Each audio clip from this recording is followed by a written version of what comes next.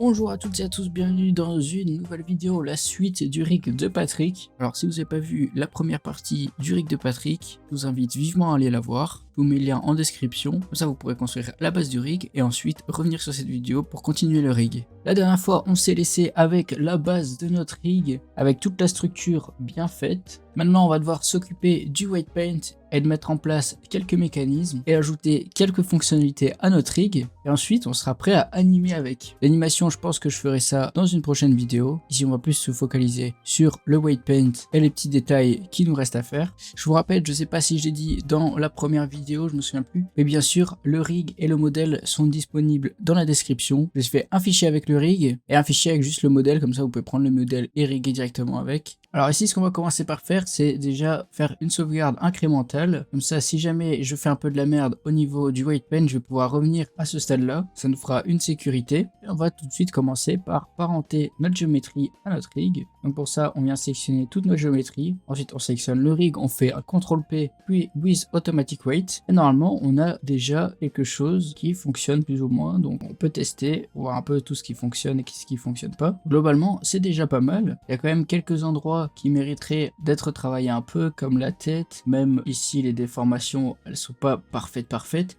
mais on a une bonne base pour travailler. Ce que je vais faire pour commencer mon white paint, c'est afficher mes bones déformes avec leur nom. Je vais en avoir besoin pour savoir quelle zone influence quelle zone. Je vais commencer par les détails, c'est-à-dire les yeux, les pupilles et les sourcils. Et ensuite, je viendrai attaquer le corps. Donc maintenant, on va pouvoir passer au white paint des yeux, un par un. Je vais afficher mes déformes bones avec leur nom. Et ensuite, je vais pouvoir white paint. Donc ici, je vois def A2R et def A1.R. C'est avec les deux bones qui vont avoir de l'influence sur la déformation de mon œil droit. Le reste c'est des contrôleurs, donc il n'y aura pas de déformation à ce niveau là. Donc on va aller le rechercher. On voit ici qu'on a bien les deux déformations de base, donc on va pouvoir nettoyer ça un petit peu, même si de base c'est déjà pas mal. Avant de commencer à white paint, surtout n'oubliez pas d'ajouter la symétrie, ça vous fera gagner pas mal de temps. Et aussi dans l'option, faut surtout laisser cocher le auto normalize, ça va être important pour éviter pas mal de bugs. Et ensuite pour le white paint, les yeux c'est assez simple. Ce que je vais faire, c'est utiliser le gradient en linéaire. Je vais mettre la force à 100, je vais faire un beau petit dégradé en dépassant, c'est pas grave, parce qu'ensuite on va repartir sur l'autre et on va contrebalancer ça avec un autre dégradé. Voilà, et normalement grâce à l'auto-normalize, ils se sont adaptés l'un à l'autre. Et maintenant c'est beaucoup plus propre. Donc on peut faire pareil pour l'autre œil. On va chercher nos groupes, on fait le premier gradient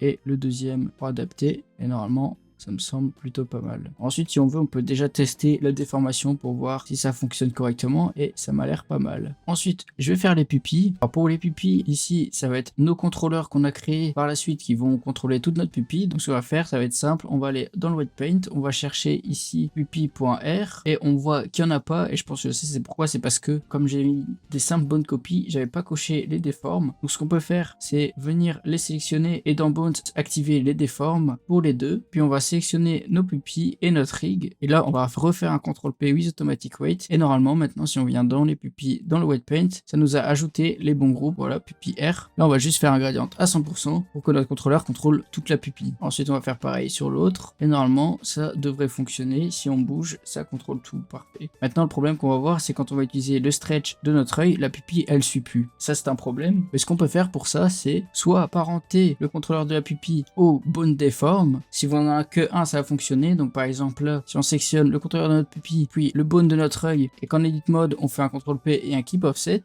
bah du coup notre pupille elle va suivre la déformation du bones auquel on l'a parenté. Le souci c'est que là, comme j'ai mis deux subdivisions, bah du coup ça va pas suivre celle du bas, et donc si on utilise le contrôleur du milieu, bah ça fonctionnera pas correctement. Et du coup pour ça il y a une autre solution qu'on va plutôt faire, c'est ajouter une contrainte qui s'appelle armature, et ici on va ajouter une target. Donc on sélectionne le rig, et ensuite on va sélectionner le premier bones de déforme, et ensuite on va ajouter une autre target en resélectionnant notre rig et en sélectionnant cette fois-ci le deuxième bones, et normalement il va prendre la déformation des deux bones. On va voir si ça fonctionne, et ça a l'air de fonctionner. Ensuite on va pouvoir faire la même chose sur l'autre pupille. On ajoute la contrainte, add target, le rig, on sélectionne le premier bones, on ajoute une deuxième target et le deuxième bones. Le seul souci qui va créer cette cette contrainte, c'est que quand on va bouger un des parents des pupilles, eh ben, elles vont partir un peu n'importe où. Et ça c'est normal, c'est parce que la pupille est du coup parentée à un premier bones, par exemple là la tête, il va prendre la transformation du coup de la tête, et en plus de ça, il prend la transformation de la contrainte, et du coup ça lui fait une double transformation, et c'est ça qui crée ce décalage. Du coup tout simplement ce que vous pouvez faire, c'est sectionner les deux pupilles, passer en edit mode et faire Alt P pour lire complètement les parents, et normalement ça devrait régler vos problèmes. Donc voilà pour le white pen des yeux. Maintenant on va passer au white pen des sourcils. Donc on voit que le white pen des sourcils, on a le Def Eyebrow 1R et le Def Eyebrow 2R qui sont censés le déformer. Donc on va aller chercher ça, et ça va être le même principe qu'avec les yeux. Je vais utiliser le gradient d'un côté, ensuite de l'autre. Je vais faire pareil sur le deuxième sourcil. Ensuite on va vérifier si la déformation se fait bien, et ça m'a l'air nickel. Une fois qu'on a fait ça, on va pouvoir passer au reste du corps. On va pouvoir sélectionner notre géométrie. On va passer en white paint. Donc pour le white paint du corps, ce que je vais faire, c'est commencer par enlever les endroits où il y a de l'influence, où il ne devrait pas y en avoir. Par exemple, je sais que au niveau des sourcils, quand on les bouge, ça a de l'influence sur notre corps, et ça on n'en a pas besoin. Du coup je vais commencer par corriger tous ces petits soucis, et ensuite je ferai le reste du white paint. Ce que je vais faire, c'est switcher de groupe en groupe et voir lesquels posent souci. Donc ce que je vais faire, c'est me mettre ici, passer mon weight à 0. Je vais utiliser le gradient en linéaire. Je vérifie que l'auto-normalize est bien activé. L'œil gauche n'est pas censé avoir d'influence, du coup j'enlève, et je vais faire ça pour tous les groupes. Je suis pas censé avoir de l'influence. Les yeux, c'est pas normal. Ici les lèvres, on verra ça plus tard. Eyebrow, je peux lui enlever aussi. Donc maintenant j'ai clean les petits soucis de white paint.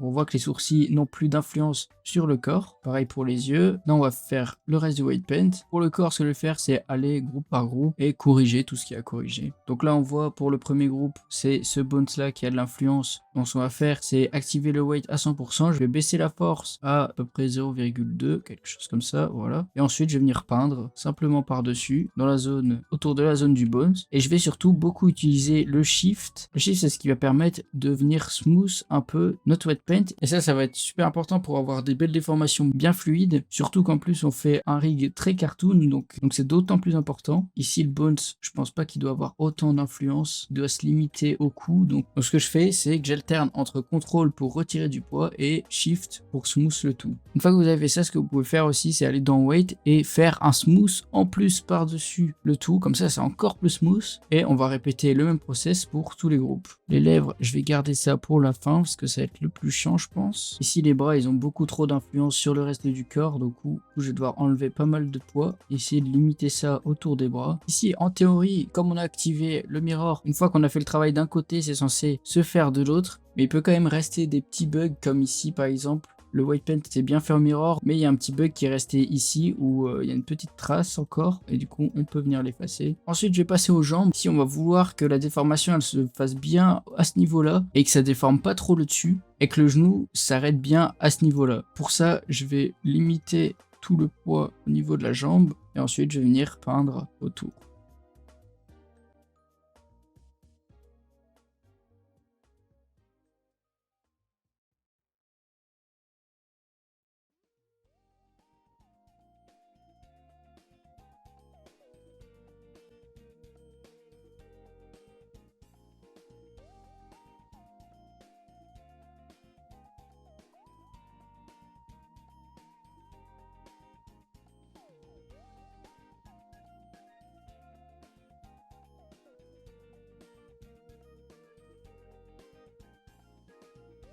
Donc voilà, j'ai fait le white paint du corps. Maintenant on va pouvoir passer à la bouche. La bouche ça va être un peu plus technique, mais bon, dans la logique des choses, vous vous doutez bien que par exemple ici on est sur le contrôleur du coin de la bouche, il ne doit pas avoir d'influence jusqu'ici, ça n'a pas de sens. Du coup on va essayer de le limiter plus ou moins autour, et ce qu'on va faire c'est tester au fur et à mesure, voir ce qui convient le mieux au personnage. N'oubliez pas aussi de contrôler S de temps en temps, parce que des fois on a des mauvaises surprises, surtout quand on fait du white paint. Quand vous entamez le white paint des lèvres, là ce que je vous conseille de faire, c'est quand même de désactiver l'auto-normalize, et on fera un normalize après. Comme on va faire beaucoup de va-et-vient entre enlever, ajouter du poids, tester s'il y a des formations, on voit bien. Le truc c'est qu'on risque de modifier aussi les influences des bones aux alentours, sauf que comme on les a déjà fait, on n'a pas envie qu'ils soient modifiés. Du coup moi en général ce que je fais, c'est que je fais le white paint de la bouche sans l'auto-normalize, et ensuite je fais un normalize all. Donc vous voyez ici dans white, vous avez normalize all, et ça évitera qu'on ait des bugs. Aussi, surtout, n'oubliez pas, vu qu'on a combiné deux bones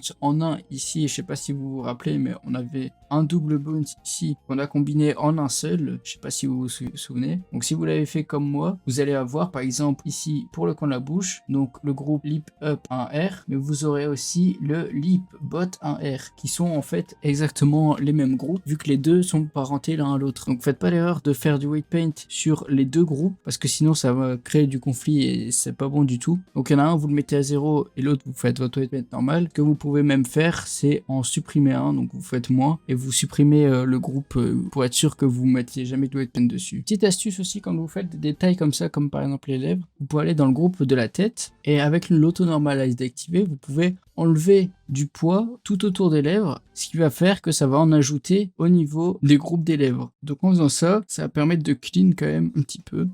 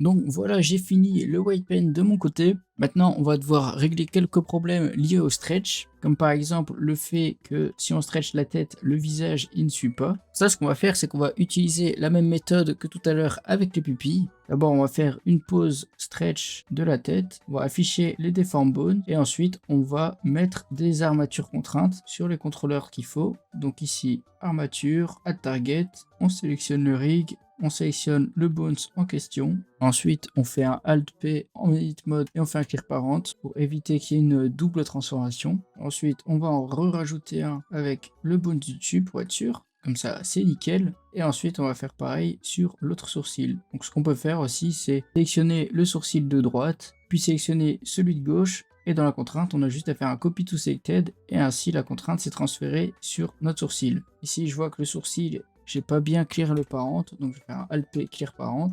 Et normalement, c'est corrigé. On va devoir faire pareil avec les yeux. Donc, on va utiliser la même méthode. On sélectionne les deux yeux, on fait un Clear Parent en faisant Alt-P. Et ensuite, on va sélectionner un des deux sourcils et faire un Copy to Selected. Ensuite, on va devoir faire pareil pour la bouche. Ici, la bouche, elle ne suit pas. Donc, on peut prendre le contrôleur qui contrôle toute la bouche, mettre une contrainte armature, add target, on sélectionne le rig et on met le bond qui correspond. Et normalement, maintenant, ça suit correctement. Et on n'oublie pas de faire un Clear Parent pour éviter tout souci. Et on peut aussi lui ajouter le bone dans le dessous pour être sûr. Vérifie ici, ça fonctionne. Ça m'a l'air pas mal. Et voilà, donc ce sera tout pour cette deuxième partie du rig de Patrick. Ici, tout notre wet paint est fait, nos stretch fonctionnent. Il n'y a plus que rester à ajouter des contraintes et des mécanismes, comme par exemple pour les pupilles, avec les shrink wrap, comme je l'ai expliqué dans la précédente vidéo. On va aussi ajouter le blink et plein d'autres petits contrôleurs et mécanismes qui vont être très sympas. Encore merci d'avoir regardé cette vidéo jusqu'au bout, ça me fait extrêmement plaisir. N'hésitez pas à vous abonner et à mettre un commentaire si vous avez apprécié la vidéo. N'hésitez pas à commenter aussi si vous avez des remarques ou des demandes en particulier. Donc c'est tout pour moi pour cette vidéo. On se retrouve la semaine prochaine pour la troisième et la dernière partie du rig de Patrick.